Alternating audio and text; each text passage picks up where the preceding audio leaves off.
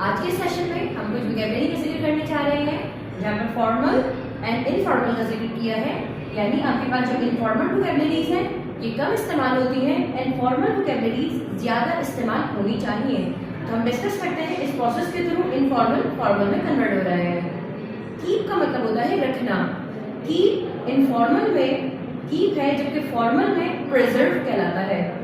Gate हासिल करना, obtain scene लगना या दिखना, सीन की जगह अपीयर। गिव अप मीन छोड़ देना, हिम्मत हार जाना।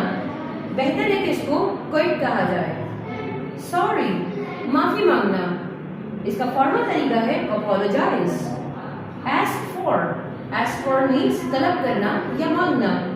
रिक्वेस्ट शो दिखाना या फिर इशारा देना, इसको फॉर्मल में डेमोन्स्ट्रेट कहते हैं।